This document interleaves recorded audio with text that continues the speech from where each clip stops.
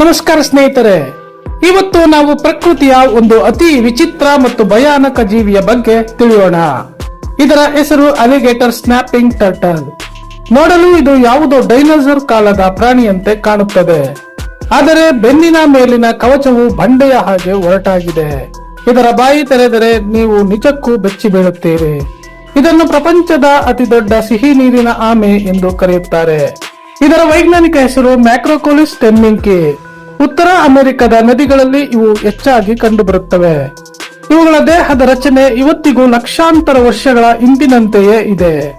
ನಿಜಕ್ಕೂ ಇವುಗಳನ್ನು ಜೀವಂತ ಪಳೆಯುಳಿಕೆಗಳು ಎಂದು ಕರೆಯಬಹುದು.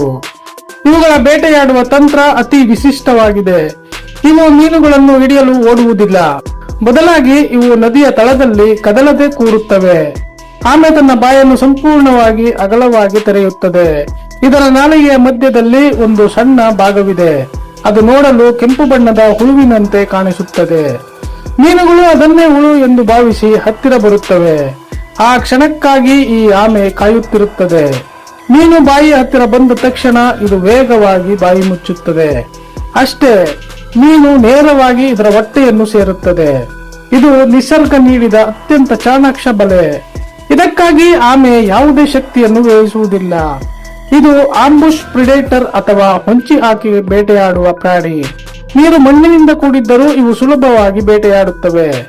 ಇದರ ಕಣ್ಣುಗಳು ಕೂಡ ಬಹಳ ತೀಕ್ಷ್ಣವಾಗಿರುತ್ತವೆ. ಬೆಳಕಿನ ಕಡೆಗೆ ಇದು ಅತ್ಯಂತ ಜಾಗರೂಕತೆಯಿಂದ ಗಮನಿಸುತ್ತದೆ. ಇವುಗಳ ಬಲದ ಬಗ್ಗೆ ಮಾತನಾಡುವುದಾದರೆ ಭಯ ಹುಟ್ಟುತ್ತದೆ. ಇವುಗಳ ದವಡೆಯ ಶಕ್ತಿ ಅದ್ಭುತವಾಗಿದೆ. ಒಂದು ಅಲಿಗೇಟರ್ ಸ್ನ್ಯಾಪಿಂಗ್ ಟರ್ಟಲ್ ತನ್ನ ಕಡಿತದಿಂದ ಮೂಳೆಗಳನ್ನು ಮುರಿಯಬಲ್ಲದು. ಮನುಷ್ಯನ ಬೆರಳುಗಳನ್ನೇ ಕತ್ತರಿಸುವಷ್ಟು ಶಕ್ತಿ ಇದರ ಬಾಯಿಗಿದೆ. ಆದ್ದರಿಂದಲೇ ಇವುಗಳನ್ನು ಮುಟ್ಟಲು ಯಾರೂ ಧೈರ್ಯ ಮಾಡುವುದಿಲ್ಲ. ಇದರ ಕವಚವು ರಕ್ಷಣೆಗೆ ಮಾತ್ರವಲ್ಲ, ಮರೆಮಾಚಲು ಸಹಾಯ ಮಾಡುತ್ತದೆ. ಇದರ ಕವಚದ ಮೇಲೆ ಪಾಚಿಗಳು ಬೆಳೆಯುತ್ತವೆ. ಇದು ಆಮೆಯನ್ನು ನದಿಯ ಬಂಡೆಯಂತೆ ಕಾಣುವಂತೆ ಮಾಡುತ್ತದೆ. ಮೀನುಗಳಿಗೆ ಇದು ಆಮೆ ಎಂದು ತಿಳಿಯುವುದೇ ಇಲ್ಲ. ಇದು ಆಮೆಗಳ ಜಗತ್ತಿನಲ್ಲಿ ಅತಿ ಶಕ್ತಿಶಾಲಿ ಪ್ರಾಣಿ.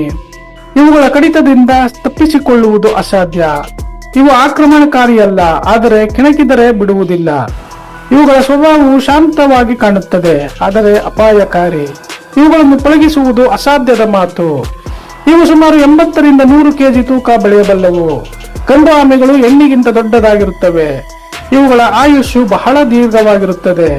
ಇವು ಸುಮಾರು 70ರಿಂದ 100 ವರ್ಷಗಳ ಕಾಲ ಬದುಕಬಲ್ಲವು. ಅಂದರೆ ಒಂದು ಆಮೆ ಮನುಷ್ಯನಷ್ಟೇ ಆಯುಷ್ಯವನ್ನು ಹೊಂದಿದೆ. ಇವುಗಳಿಗೆ ನೀರೊಳಗಡೆ ಬಹಳ ಹೊತ್ತು ಇರಲು ಇಷ್ಟ. ಒಂದು ಬಾರಿ ಉಸಿರು ತೆಗೆದುಕೊಂಡರೆ 50 ನಿಮಿಷಗಳ ಕಾಲ ನೀರಿನಲ್ಲೇ ಇರಬಲ್ಲವು. ಇವುಗಳ ಚರ್ಮವು ನೀರಿನಲ್ಲಿ ಆಮ್ಲಜನಕವನ್ನು ಹೀರಿಕೊಳ್ಳುವ ಸಾಮರ್ಥ್ಯ ಹೊಂದಿದೆ. ಇವುಗಳ ಸಂತಾನೋತ್ಪತ್ತಿ ಕೂಡ ವಿಚಿತ್ರವಾಗಿದೆ. ಇವುಗಳು ಮೊಟ್ಟೆಗಳನ್ನು ಇಡಲು ಮರಳು ಪ್ರದೇಶವನ್ನು ಹುಡುಕುತ್ತವೆ. ಮರಿಗಳು ಹುಟ್ಟಿದ ಕೂಡಲೇ ನೀರಿನ ಕಡೆ ಓಡುತ್ತವೆ. ನದಿಯ ಪ್ರವಾಹದಲ್ಲೇ ಅವು ಬೆಳೆಯುತ್ತವೆ. ಇವುಗಳ ಬೆಳವಣಿಗೆ ಬಹಳ ನಿಧಾನವಾಗಿರುತ್ತದೆ. ಪ್ರೌಢಾವಸ್ಥೆಯನ್ನು ತಲುಪಲು ಇವುಗಳಿಗೆ ಅನೇಕ ವರ್ಷಗಳೇ ಬೇಕು. ಇವುಗಳನ್ನು ನದಿಯ ರಾಜರು ಎಂದು ಕರೆಯಬಹುದು. ಈ ಆಮೆಗಳು ನದಿಯ ಪರಿಸರ ವ್ಯವಸ್ಥೆಯನ್ನು ಸಮತೋಲನದಲ್ಲಿಡುತ್ತವೆ. ಇವು ಸತ್ತ ಮೀನುಗಳನ್ನು ತಿನ್ನುವ ಮೂಲಕ ನದಿಯನ್ನು ಸ್ವಚ್ಛಗೊಳಿಸುತ್ತವೆ. ಇವು ಪ್ರಕೃತಿಯ ನೈರ್ಮಲ್ಯ ಸೇವಕರು. ಆದರೂ ಇವುಗಳ ಸಂಖ್ಯೆ ಕಡಿಮೆಯಾಗುತ್ತಿದೆ. ಮಾಲಿನ್ಯ ಮತ್ತು ನದಿಗಳ ಅತಿಕ್ರಮಣ ಇದಕ್ಕೆ ಕಾರಣ. ಮನುಷ್ಯನ ಚಟುವಟಿಕೆಗಳು ಇವುಗಳ ಆವಾಸ ಸ್ಥಾನವನ್ನು ನಾಶ ಮಾಡುತ್ತಿವೆ. ನಾವು ಇವುಗಳನ್ನು ರಕ್ಷಿಸುವುದು ಬಹಳ ಮುಖ್ಯ. ಇವುಗಳು ಪ್ರಕೃತಿಯ ಬಹುಮುಖ್ಯ ಭಾಗವಾಗಿವೆ. ಇವುಗಳ ಬಗ್ಗೆ ಜನರಲ್ಲಿ ಜಾಗೃತಿ ಮೂಡಿಸಬೇಕು. ಇವುಗಳನ್ನು ಸಾಕು ಪ್ರಾಣಿಯನ್ನಾಗಿ ಇಟ್ಟುಕೊಳ್ಳುವುದು ತಪ್ಪು. ಇವು ಕಾಡಿನಲ್ಲಿ ಮಾತ್ರ ಸುಖವಾಗಿರಬಲ್ಲವು. ಪ್ರಪಂಚದ ಈ ಅದ್ಭುತ ಜೀವಿಗಳನ್ನು ನಾವು ಗೌರವಿಸಬೇಕು. ಇವುಗಳ ಭಯಾನಕ ರೂಪದ ಹಿಂದೆ ಒಂದು ಸುಂದರವಾದ ನಿಸರ್ಗ ವಿನ್ಯಾಸವಿದೆ. ನೋಡಿದ್ರಲ್ಲ ಸ್ನೇಹಿತರೆ, ಅಲಿಗೇಟರ್ ಸ್ನ್ಯಾಪಿಂಗ್ ಟರ್ಟಲ್ ಬಗ್ಗೆ ಎಷ್ಟು ಆಸಕ್ತಿದಾಯಕ ವಿಷಯಗಳಿವೆ. ಇದು ಬರೀ ಆಮೆಯಲ್ಲ, ಇದು ನದಿಯ ಒಂದು ಅದ್ಭುತ. ಇದರ ಬಾಯಿ ತೆರೆಯುವ ತಂತ್ರ ಪ್ರತಿಯೊಬ್ಬರನ್ನು ಬೆರಗುಗೊಳಿಸುತ್ತದೆ. ದೈತ್ಯ ಗಾತ್ರ ಮತ್ತು ದೀರ್ಘ ಆಯುಷ್ಯು ಇವುಗಳನ್ನು ವಿಶೇಷವಾಗಿಸುತ್ತದೆ. ಮುಂದಿನ ಬಾರಿ ನೀವು ನದಿಗಳ ಬಗ್ಗೆ ಓದುವಾಗ ಈ ಆಮೆಯನ್ನು ನೆನಪಿಸಿಕೊಳ್ಳಿ. ಪ್ರಕೃತಿಯಲ್ಲಿರುವ ಪ್ರತಿಯೊಂದು ಜೀವಿಯು ಮುಖ್ಯವಾಗಿವೆ. ಈ ವಿಡಿಯೋ ನಿಮಗೆ ಇಷ್ಟವಾಗಿದ್ದೆ ಎಂದು ನಾವು ಭಾವಿಸುತ್ತೇವೆ. ಇಂತಹ ಮತ್ತಷ್ಟು ರೋಚಕ ವಿಷಯಗಳಿಗಾಗಿ ನಮ್ಮ ಚಾನೆಲ್ಗೆ ಸಬ್ಸ್ಕ್ರೈಬ್ ಮಾಡಿ. ಈ ವಿಡಿಯೋ ನಿಮಗೆ ಇಷ್ಟವಾಗಿದ್ದರೆ ಲೈಕ್ ಮಾಡಿ ಮತ್ತು ಶೇರ್ ಮಾಡಿ. ಮತ್ತೆ ಮುಂದಿನ ವಿಡಿಯೋದೊಂದಿಗೆ ಸಿಗೋಣ. ಧನ್ಯವಾದಗಳು.